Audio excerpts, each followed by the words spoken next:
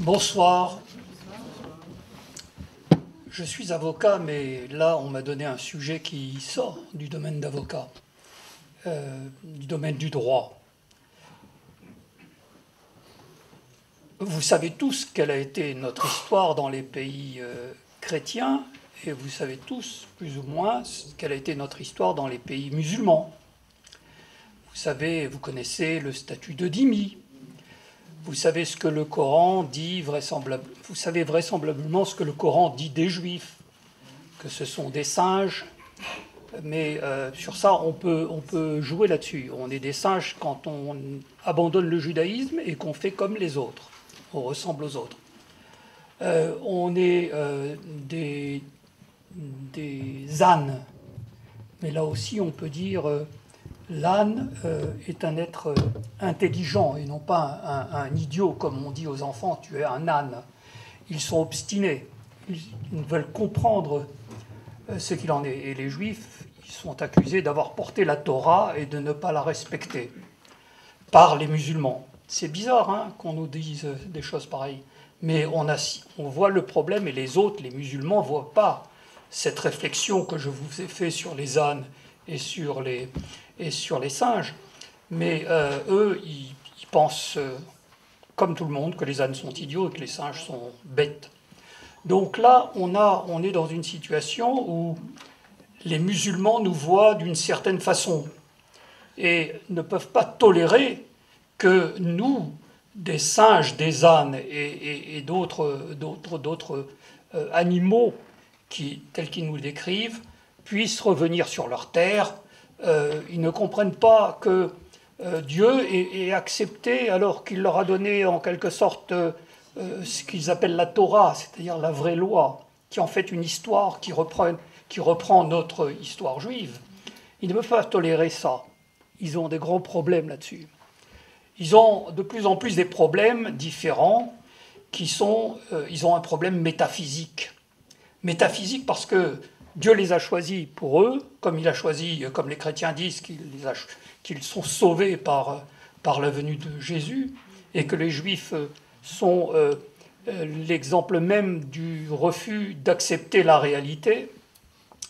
Les musulmans sont atteints d'un problème métaphysique, c'est-à-dire qu'ils ne comprennent pas pourquoi nous sommes revenus sur notre terre. Et puis, ça les embête terriblement de voir que dans les barrages de contrôle de police, à la sortie de Ramallah ou d'ailleurs, eh bien, on contrôle leur identité. Et ça devient encore plus dur quand ce sont des femmes qui leur demandent leur papier d'identité.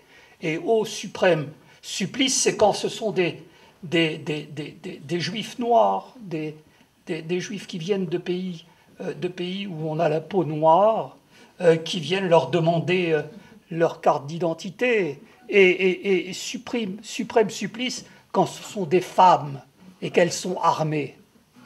Donc là, vous avez une idée de leurs problèmes actuels et de leur difficulté à vivre, à nous accepter. Alors, revenons en arrière. Entre 1830 et 1948, il y a eu des répétitions de massacres. Ces massacres contre les Juifs, ça visait à les contraindre de partir d'un côté et dissuader aussi les Juifs qui vivaient en galoute de revenir sur la terre. Donc ça, c'était leur stratégie. Il fallait pour eux s'opposer à la déclaration Balfour, à l'application du mandat britannique, au plan Peel de 36-37 qui prévoyait un partage, parce qu'ils ne peuvent pas accepter un partage. Parce qu'un partage, ça veut dire que, en fait, ils n'ont pas fait leur travail, tel que le Coran le dit, c'est-à-dire une fois que la terre est devenue musulmane, elle le reste. Et ils ont toujours encore à l'idée que l'Andalousie va leur revenir et que le sud de la France va leur revenir. C'est très probable, hein, avec l'histoire.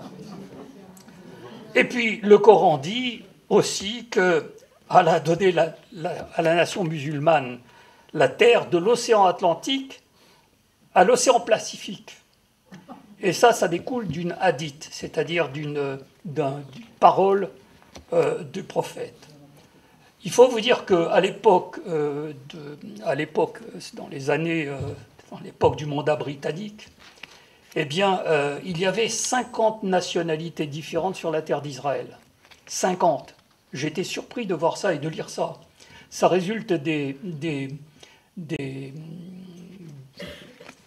notes qui ont été prises pendant la constitution devant la Ligue des Nations. Les États avaient leurs représentants et examinaient cette question-là. Alors, donc 50 nationalités, c'est-à-dire ceux qu'on appelle les Palestiniens, c'est une irréalité complète. 50 nationalités, alors il y avait des Circassiens, on les retrouve encore. Hein.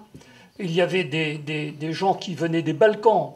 Il y avait même des gens qui appartenaient à la tribu d'Abdelkader. Vous connaissez Abdelkader? Eh ben, il a été, oui, il y a le quartier Mughrabi.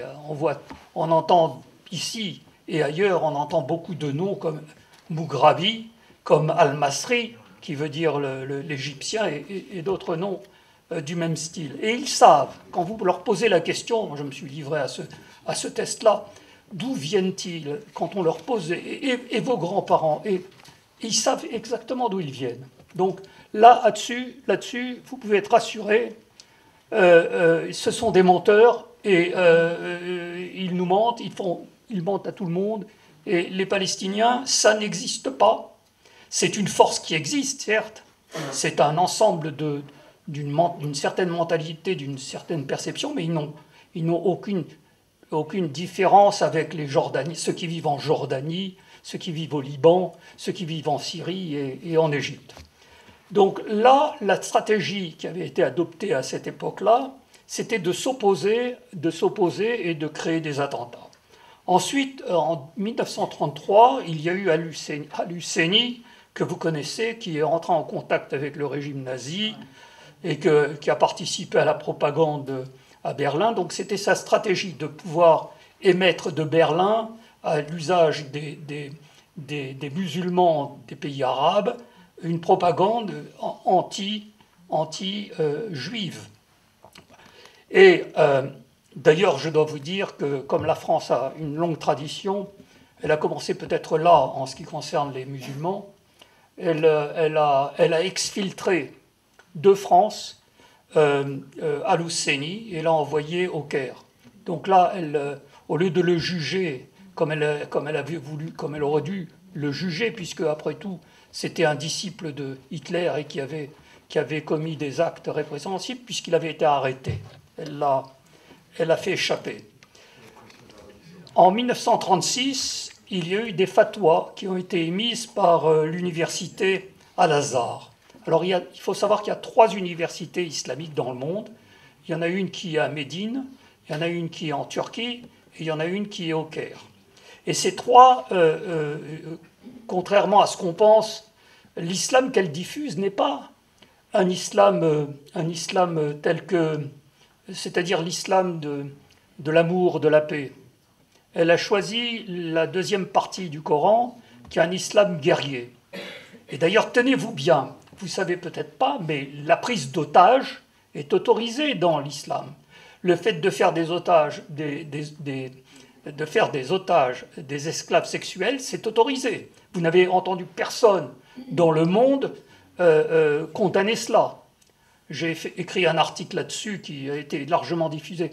Mais ce qu'ils ont reproché, en quelque sorte, aux gens du Hamas, ce n'est pas d'avoir attaqué Israël, parce que tous les jours, ils savent et ils entendent dans leur mosquée, il faut attaquer, c'est le Coran qui le dit. Donc, ils entendent ça, mais ils reprochent au Hamas de n'avoir pas réussi, c'est-à-dire d'avoir attaqué sans avoir la certitude qu'ils allaient gagner.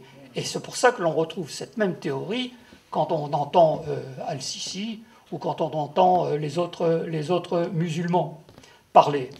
Ensuite, en 1946, la Ligue arabe a été créée. Et la Ligue arabe a créé, excusez-moi, en 1946, le Haut Conseil arabe pour la Palestine. Et elle a confié ça à Al-Husseini. Ensuite, en 1989, il y a eu d'éminents docteurs de l'islam de 18 pays qui ont interdit aux musulmans de donner une partie quelconque de la Palestine, parce qu'ils l'appellent la Palestine. En 2024,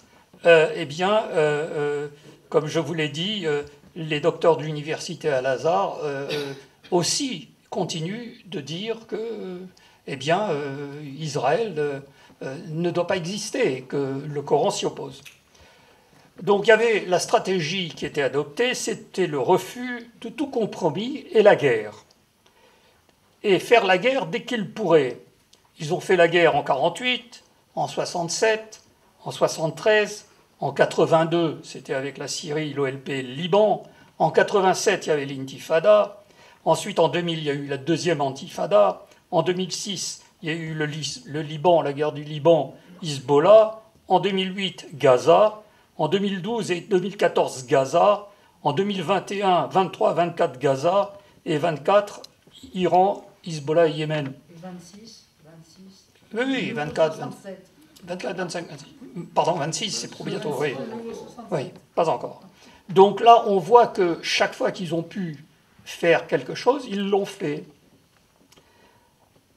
Les guerres n'ont pas réussi à chasser les Juifs. Ça fait partie du problème métaphysique, ça aussi. Parce qu'il y a un conflit entre ce que l'islam leur dit et ce qu'ils croient que l'islam leur dit et la réalité. Donc il y a un décalage complet. On a le même problème avec les Européens. Ils ne veulent pas qu'Israël devienne une puissance régionale, mais je dirais une puissance mondiale. Et c'est ce qui va se passer d'ailleurs. Vous allez voir, on va être surpris. En parallèle de tout ça, puisqu'on parle de stratégie, on peut rapporter que de nouveaux acteurs sont apparus. Alors, il y a eu le Fatah qui a été créé en 1959 et l'OLP en 1964. Et Arafat en prend le contrôle en 1969. Et puis, il y a toute une panoplie d'organisations terroristes, communistes, djihadistes, qui ont développé une nouvelle stratégie. Alors, leur stratégie à ce niveau-là était de commettre des actes terroristes en Europe et dans les pays arabes, c'est-à-dire en Jordanie, en Liban, pour mieux effrayer les peuples européens et les États européens, et les forcer à se liguer contre Israël et les forcer à faire plier Israël. Cette nouvelle stratégie a été élaborée par Arafat, qui a pris le contrôle de l'OLP, comme je vous ai dit, en 1969. Alors, cette stratégie, c'était quoi? C'était d'arriver à une paix apparente pour pouvoir gagner la guerre. Et c'est ce qu'on a appelé le plan par étapes. Qu'est-ce que ce plan? Et comment savons-nous que c'est Arafat qui a développé ce plan? En juin 1974, ça remonte donc à... On est loin, hein, ils sont patients. Le Conseil palestinien s'est réuni, national palestinien s'est réuni au Caire et a adopté une résolution au terme de laquelle, je vous lis, il est décidé de parvenir à une autorité nationale palestinienne, ils utilisent le terme autorité nationale palestinienne, sur une partie du territoire de la Palestine qui serait octroyée par Israël, et ensuite de créer une union avec la Jordanie et tous les États arabes pour compléter la libération de tout le territoire de la Palestine. Il s'agit du plan par étapes de 1974 qui a été rendu public 3 ans plus tard dans le rapport annuel du Conseil national palestinien de 1977. Et puis il y a eu la guerre. Comment on est arrivé à la réalisation de ce plan? Comment il est arrivé à Arafat? Eh bien, il est arrivé tout simplement en convainquant il avait été interrogé par les Norvégiens qui voulaient livrer du pétrole à Israël, et l'ambassadeur de Norvège au Liban a été le voir et lui a dit « Est-ce que vous acceptez qu'on livre du pétrole à Israël sans que vous nous fassiez des attentats ?» Et il a répondu « Oui, mais le jour où j'aurai besoin de vous, vous m'aiderez. » Et donc ça n'émane pas des Norvégiens, ça émane bien de Arafat. Et c'était tout simplement pour une question pratique. À la suite de ça, la France a adopté l'adoption de la Convention de Venise pour le Conseil européen qui demande à Israël de reconnaître l'OLP. Ensuite, il y a eu la signature des accords d'Oslo en 92, et le jour même où il signait les accords d'Oslo, eh bien, il avait préenregistré une émission à la télévision jordanienne, puis à la télévision du Caire, puis à Johannesburg, qui est passée ici complètement inconnue à l'époque, où il disait « L'accord que j'ai passé avec les Juifs, c'est du style du traité de Hudaybiya. » Vous le connaissez ça. Et ce traité-là a été signé avec les gens de la Mecque en 628, et il a été violé 2 ans après. Donc il avait l'idée de passer un accord pareil et de pouvoir... Et c'est ce que nous avons vu. Nous avons vu à la suite de ça, dès 95, on a eu une multiplication d'attentats terroristes qui étaient organisés d'ailleurs par Arafat, par l'autorité palestinienne, et qui protégeaient aussi les gens du Hamas. Il faut savoir qu'en droit international musulman, car il existe un droit international musulman, les traités ne peuvent pas avoir une durée supérieure à 10 ans, renouvelable encore 10 ans, si on est dans l'incapacité de faire la guerre aux non-musulmans. Ça, les Européens et les Israéliens l'ignorent et continuent toujours de l'ignorer. On peut toujours penser que le traité avec l'Égypte est permanent, sera permanent, et que le traité avec la Jordanie soit permanent. Ils existeront tant que nous serons en position de force. Dès qu'ils auront la possibilité de nous attaquer, eh bien, ils le feront. Mais parallèlement à cela, puisqu'on parle de stratégie, il faut prendre en compte de nouveaux acteurs qui sont apparus au Moyen-Orient. Il y a eu les Mollahs d'Iran, le Hezbollah, c'est en 79, le Hezbollah en 82, le Hamas en 87, Al-Qaïda en 88 et l'État islamique en 2006. Eh bien, tous ces acteurs-là et les Palestiniens ont le même objectif. Mais l'objectif n'est pas limité à Israël et aux Juifs, parce que le Coran dit qu'il faut conquérir le monde, il faut que même les chrétiens deviennent des musulmans. Et les athéistes, il faut les tuer, bien évidemment, et les polythéistes également.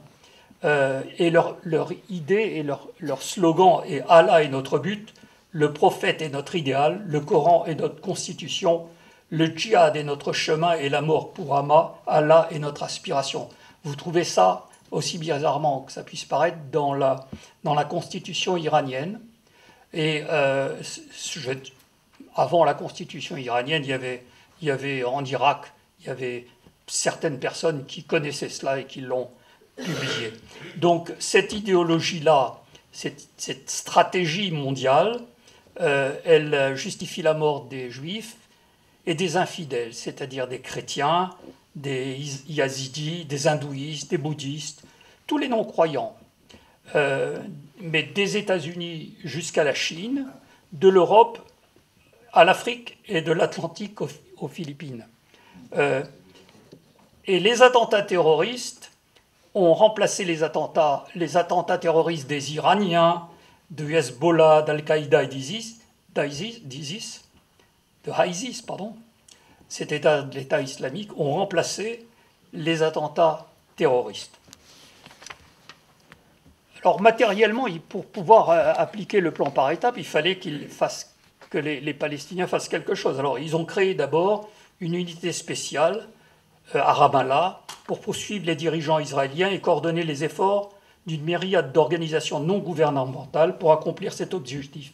Le but est de démontrer que les dirigeants israéliens sont des criminels de guerre. Alors on a vu toute une série de militaires et de dirigeants israéliens, lorsqu'ils se sont déplacés à l'étranger, d'être poursuivis. Ça a commencé, le premier cas a commencé quand Sharon est allé en Belgique.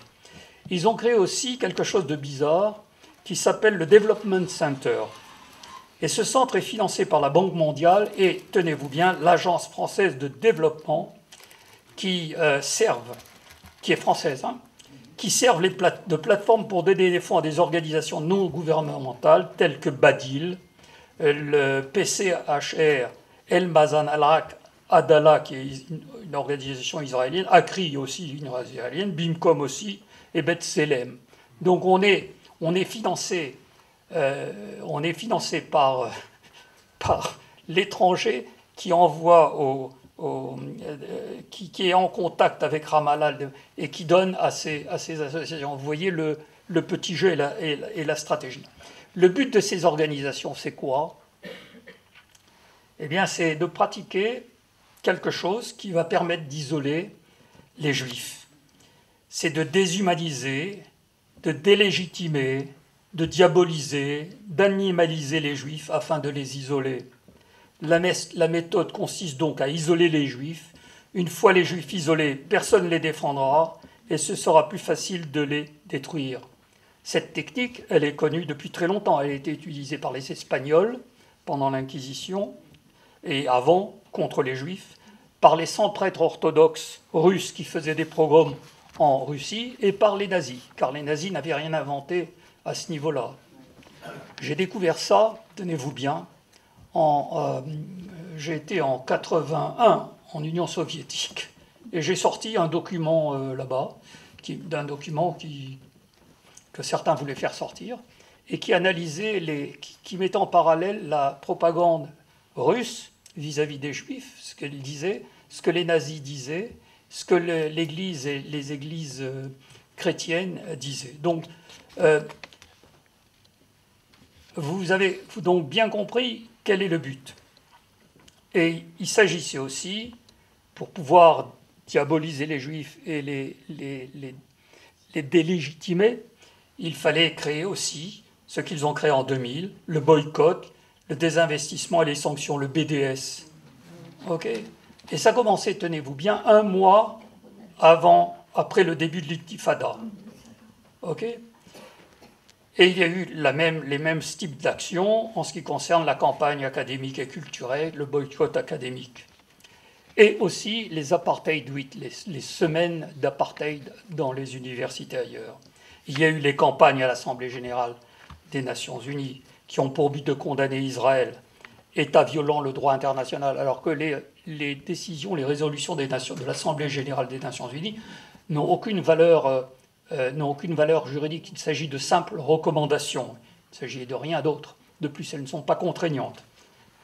À l'UNESCO, pour effacer les Juifs de Jérusalem, de Bethléem et du tombeau de Rachel, pour montrer qu'ils n'avaient pas de source ici.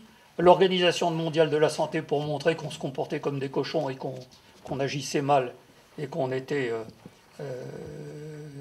être poursuivi.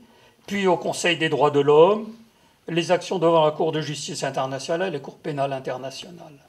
Vous voyez donc la technique la stratégie qui a été adoptée. Et puis il y a eu quelque chose dont on sait maintenant ce qu'il en est, mais déjà en 2017, j'avais terminé ce livre, et dans ce livre, je parlais de cela, c'est-à-dire qu'il y a eu des investissements dans les universités américaines par l'Arabie Saoudite, par les Émirats Arabes Unis, le Qatar et le Fonds souverain norvégien. Bizarre, hein, les Norvégiens aussi, avec leurs fonds, ont investi dans les universités américaines pour la création d'instituts sur le Moyen-Orient et le conflit israélo-arabe. Et ils ont nommé des professeurs musulmans qui donneront bien évidemment une version établie et acceptée par ces États. Ainsi, les jeunes générations auront une vision islamique de l'histoire. Le but donc, c'est de mettre fin, la stratégie a un but, c'est de mettre fin au soutien d'Israël qu'Israël reçoit des États-Unis et des États européens, et après avoir convaincu qu'Israël est un État raciste, un État colonialiste qui pratique l'apartheid et opprime le peuple indigène palestinien qui les discrimine, un État qui vole le droit international, qui a pris la guerre des Palestiniens, tous les États européens ne viendront pas au secours d'Israël lorsque les Arabes les attaqueront. Et cette propagande a aussi pour but de déculpabiliser les chrétiens du mal qu'ils ont fait aux Juifs pendant 2000 ans. Alors, ils ont commis une erreur. Ils ont manqué une occasion de se joindre au Hamas, au Hezbollah et à l'Iran. Ils auraient pu le faire, ils auraient pu nous attaquer, mais nous avons réagi. Et parallèlement à cela, il faut que je vous dise une chose, c'est que les Américains, eux aussi, ont leur part dans ce petit jeu. Pourquoi? Parce que dans le petit jeu de la reconnaissance des États de l'État de Palestine, après le 7 octobre, l'administration américaine apparaît quand même comme étant derrière Israël. Elle a empêché au Conseil de sécurité que l'État de Palestine soit reconnu. Mais en avril-mars 2004, j'ai lu un article qui était écrit « Juste à temps pour Pâques, une autre résurrection récemment proposée par l'ambassadeur Martin Indyk, un juif australien devenu américain, qui a 2 fois été ambassadeur des États-Unis en Israël, déclaré « La solution à 2 États prétendue morte, ressuscitée par le président américain Joe Biden et ses hauts responsables de la sécurité nationale, est le seul moyen de créer la paix sans fin entre les Israéliens et les pays arabes au Moyen-Orient. » Et comment une guerre inimaginable pourrait amener la seule paix inimaginable? Donc, vous voyez bien que ce qui a été accepté et les reconnaissances de la Palestine par les États a été en quelque sorte inspiré et provoqué par l'administration américaine. Voilà.